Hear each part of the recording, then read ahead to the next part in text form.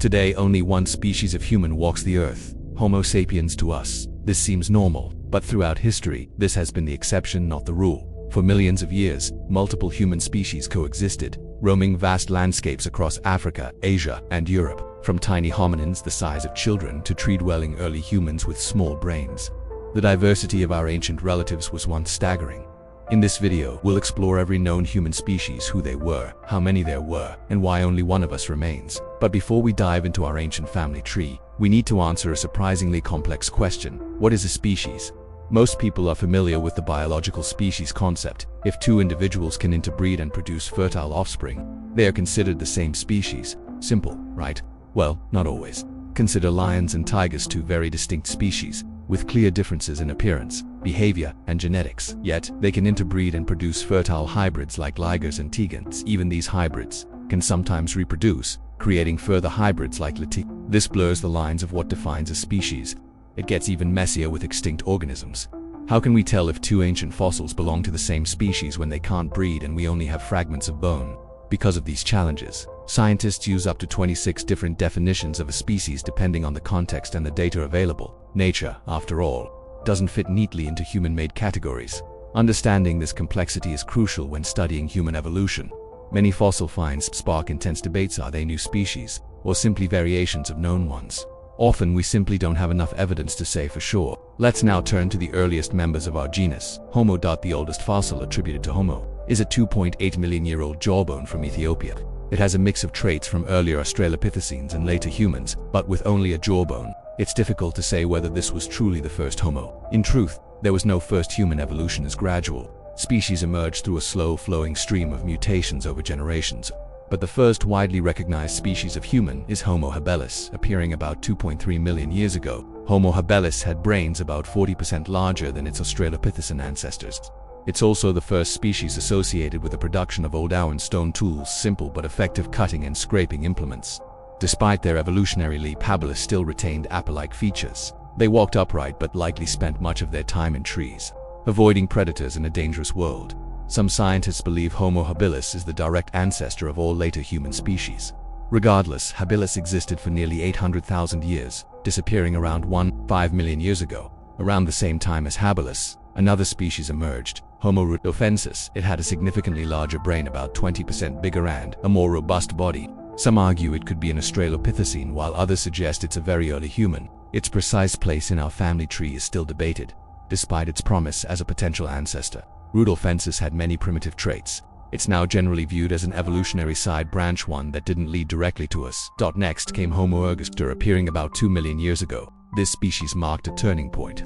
Ergaster was taller, more human-like, and had a brain approaching modern sizes. It's often considered either the earliest form of Homo erectus or a closely related ancestor. Ergaster revolutionized toolmaking by creating the Acheulean industry distinctive hand axes with symmetrical teardrop shapes. These tools required skill and planning, and represented a leap in cognitive ability. Whether considered a distinct species or an early erectus, Homo ergaster was a critical ancestor to nearly all later humans. Then came Homo erectus, one of the most successful and widespread human species in history. They appeared around 1.9 million years ago and spread across Africa, Asia, and even island chains in Southeast Asia, reaching places like Java and potentially Flores. Erectus was the first human to control fire, possibly wear clothing, build shelters, use spears, and even create symbolic art. Their average brain size was about 1,000 cubic centimeters, though some early populations, like those found in Denisovans, Georgia, had smaller brains, closer to 600 cubic centimeters. That's even less than some Homo habilis. Yet later erectus individuals, like those from Java, had brains nearing modern human sizes, up to 1,250 cubic centimeters. Homo erectus was so widespread and long-lived that scientists have identified up to 9 subspecies. These include Homo erectus georgicus in Europe, Homo erectus soloensis in Indonesia, and others across Asia and Africa. Because of this diversity, paleoanthropologists often group any hominin more advanced than habilis and less derived than Neanderthals or modern humans into the broad erectus category. But make no mistake, Homo erectus was a true human in every way that mattered. They were adaptable, intelligent, and innovative, and they were the direct ancestors of many later human species, including us. The next species to diverge from erectus was Homo antecessor. This species occupied Western Europe as far back as 1.2 2 million years ago. Despite how their name sounds, they are not thought to be the ancestors of modern humans or even Neanderthals. Instead, it is currently thought that they are an evolutionary offshoot, a lineage of hominins that died out and probably contributed little to future species. They had a complex array of primitive and advanced features. Their technology was quite simple and they don't seem very remarkable. They would disappear right before the middle Pliocene, around 800,000 years ago. After this point, human evolution gets very complicated, and this is because of our old friend Erectus. Since they were living all over the world in different environments with different challenges, eventually other species would begin to form. This happened in the Middle Pine, a time period paleoanthropologists have often referred to as the muddle in the middle. It is so confusing because remains are limited and different hominins live concurrently and were relatively similar. Homo habilis were the next successors of Erectus. They evolved around 600,000 years ago. In the past, Homo habilis meant basically all of the derived hominins that lived throughout Africa, Europe, and parts of Asia during the Middle Pliocene, but recently it has largely been reclassified to only mean the hominins of Europe during this time. Regardless, habilis was still a very notable species, as they are the ancestors of the Neanderthals. They were much more advanced than the previous Erectus, basically doing everything they did but better. Their hands were much more advanced than seen before. Examples from the Boxdorf site in England are particularly exceptional. Anyone with flint knapping experience knows how hard it can be to produce tools like these. Besides stone tools, they also worked wood in advanced ways. They made complicated spears which could be thrown up to 35 m or 115 feet. They also made throwing sticks and thrusting spears. Besides material culture, we have also found evidence that suggests that they coordinated their hunts in new ways and may have been the first hominins with a true language. They were able to do all this because, of course, they had a larger brain than their predecessors. Their brain volume was anywhere between 1100 and 1390 cubic cm, though they averaged around 1200 cubic cm. This is comparable to Erectus, but their average was much higher. They were similar in size to other species but were quite stocky. The next species of hominin we should talk about is Homo bodoensis. They were the main middle pine hominins of Africa at one point. They were considered to be Homo rhodesiensis and then classified as Homo heidelbergensis. Now they may be reclassified once more as the new term Homo ennis. If this term will be widely used in paleoanthropology, we do not know yet. Regardless, these hominins were different from their cousins to the north. They were less stocky and had many traits we see in modern humans. This is because they are thought to be our ancestors. They were doing a lot of the same things the ancestors of Neanderthals were doing, but in some ways they differed. Generally, their technology was a little more advanced. A major way they differed is some groups were hating stone points around 500,000 years ago. This is the oldest evidence of halting technology, and it tells us that these hominins were very advanced for the time. This technology may have been more widespread than we currently know. As of now, evidence of halting begins to appear much later, around the time of our own species. Overall, Homo bodoensis was a very important human species because they are literally the ancestors of you and I. Towards the end of the Middle Pliocene, around 300,000 years ago, multiple distinct species would appear, since they all appeared at relatively the same time. I will be talking about them going west to east. Neanderthals, or Homo neanderthals, were the first to appear. They were stockier and generally shorter than their habilis ancestors. They also had bigger brains and much more complex technology during their existence. They pioneered two stone tool industries. For those unaware, a stone tool industry or techno-complex was a series of techniques used to create stone tools. They were used to classify the types of tools being made and how they were made. The Neanderthals and our own ancestors both created the level W tool industry around 300,000 years ago. This industry was the most advanced of its time. With it, they were able to produce sharp tools and deadly points for hunting. The Neanderthals would continue their innovative ways as their technology evolved into the more advanced marine industry around 160,000 years ago. At this time, they had the most complicated stoneworking technology on Earth. Although our ancestors did make similar tools where our range overlapped with Neanderthals and the Levant, the idea that our species was always way more advanced than Neanderthals is just simply untrue. At this time, our species was doing very similar things to the Neanderthals, and often Neanderthals were the ones making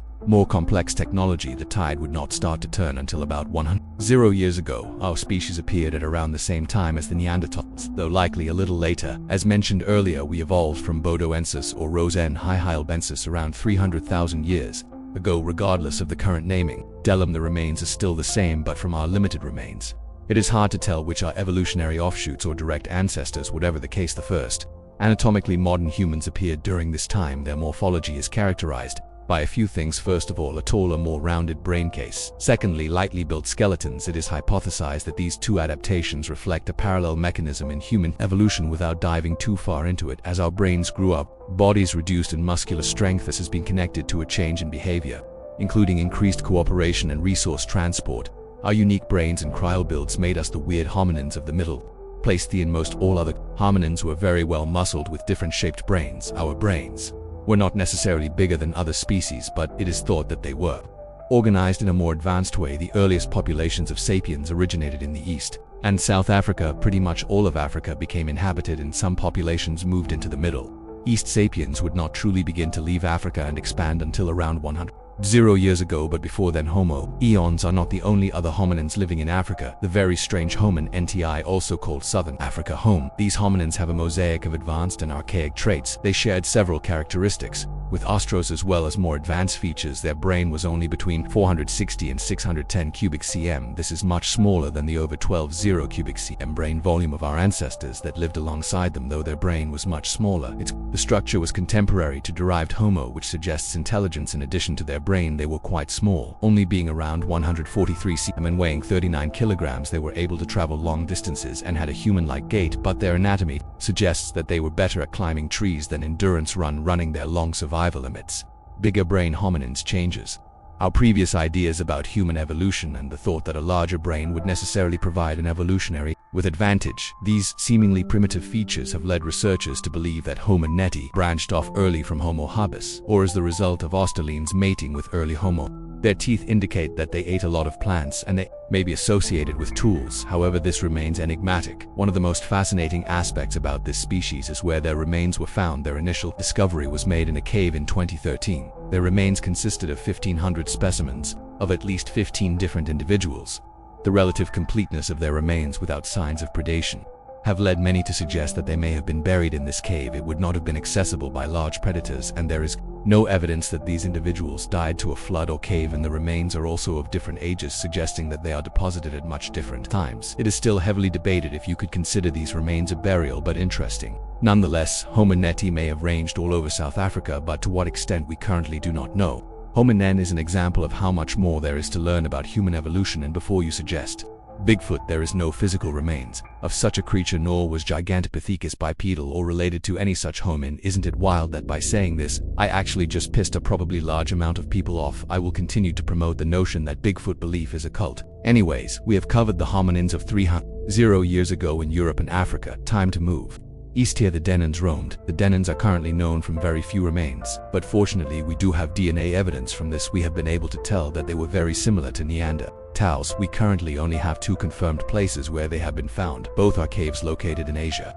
The true extent of their range is unknown, but hypothesized to encompass most of Asia and even deep into Southeast Asia. They appeared roughly 300 years ago, likely descending from Asian Homo erectus. Some older findings may represent the Denisovan line, but human evolution in Asia is poorly understood. Another recent discovery that makes this even more complicated is Homo longi, or dragon man. This new species was described by a single nearly complete skull. The original describers of this species postulated it may be a Denin skull, but this is unconfirmed and no DNA evidence is currently available. We do not have a skull from our Denin remains, but we do have a lower jaw. This jaw was compared to the skull of Homo longi and notable similarities were found. This may very well be the skull of a Denin. If conclusively proven, Homo longi may be the new name of Denin, or possibly Homo denisova. Homo longi has a brain volume of 1420 cubic cm. This is large, although it is not very surprising, as it is in the range for modern humans and Neanderthals, where the Denins and Homo longi should be classified in the same species as currently enigmatic. Whatever the case, these hominins were both more similar to Neander than modern humans. They may have even had a recent common ancestor with Neanderthals around 500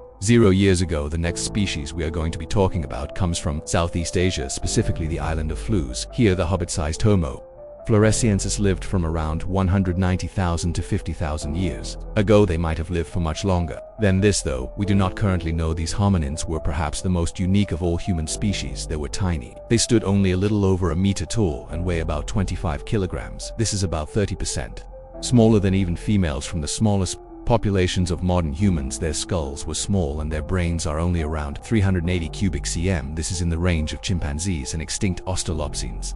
Though their brain was small, they still had a relatively large prefrontal cortex and Broadman area. Evidence of tools, butchering and fire also tell us that they were quite intelligent. Their post-cranial remains have a number of strange features similar to those of Australians and early Homo. These hominin are thought to have evolved from an early migration of erectus that made it to the island around 1 million years ago. Flores has always been an island This suggests that the erectus had to either swim or create some type of flotation device. Either way, this is very impressive. On the island there were giant stores, monstrous kodo dragons, and even tiny elephants. These animals were of such weird size because of an evolutionary phenomenon called insular dwarfism and insular gigantism. On islands, larger animals typically get smaller due to a lack of resources, and smaller animals typically get larger, often due to a lack of predators. Homo floresiensis likely got so small because of a lack of resources and no evolutionary pressure to remain large. These hominin existed on this island until around 50,000 years ago. It is not sapiens may have outcomputed them, though they may have already been extinct by the time our species got there. The last actual human species we are going to be talking about is HumanOrigins. This species, called the island of Luzon homin, was similar to Homo floresiensis. Hominins first arrived on the island around 750,000 years ago and would have had to make a substantial sea crossing to do so. The evidence for these hominins comes in the forms of tools rather than remains. Their ancestors were likely Homo erectus, just as is thought to be the case with Floresiensis. Our oldest remains of Luzonensis are only 60 years old. This means there is about a 700,000 year period where homins existed on the island that we do not have fossils for. This is an example of how hard it can be to try to paint a picture of human evolution that is a very significant amount of time, but currently we are left in the dark. HumanOrigins itself is known from fragmentary remains. They are quite small, but their actual size remains unknown.